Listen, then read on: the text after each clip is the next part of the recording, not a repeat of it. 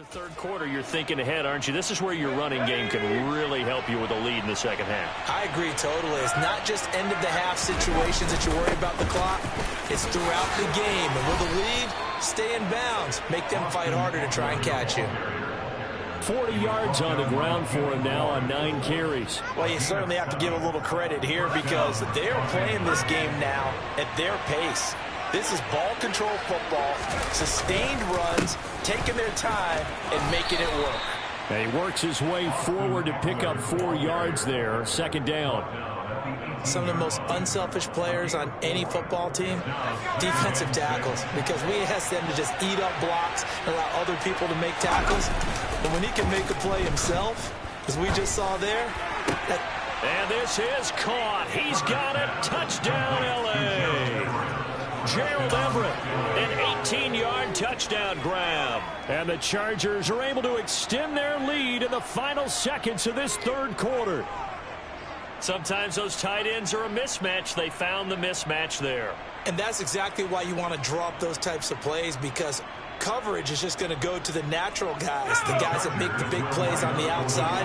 But if you work your tight end into it, that's a tough one for a defense to handle.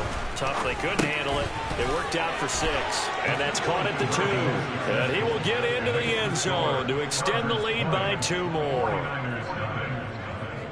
Following the touchdown, Dustin Hopkins will kick it away. Here's McLeod from his end zone. And they'll get him down right around the 25, actually the 26 officially, so a net gain of 1 there.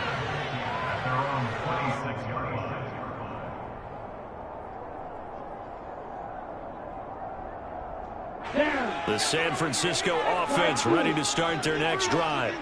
And here we are almost through 3 quarters of play, and this passing game still has not really found any kind of rhythm. Put it mildly, because they're not even over 100 yards yet. And in today's NFL, where it's a pass-first league, that is quite surprising. Not many teams patient enough to stick with the run.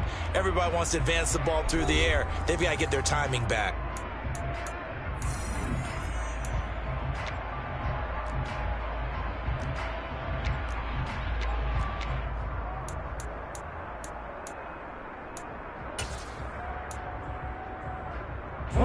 So that complicates things a bit here. 18 yards to go now on second down.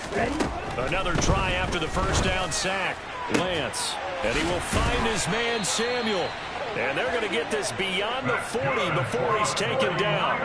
That one covers 24 yards. It's a first down. Well, those are the types of plays they probably wish they had made more of in the first 3 quarters. And this deficit going to be tough to overcome here in the fourth. But a nice first down and a pickup on that throw. Yeah, and this is where as coaches, you're looking for effort and execution, even though the scoreboard is going against you.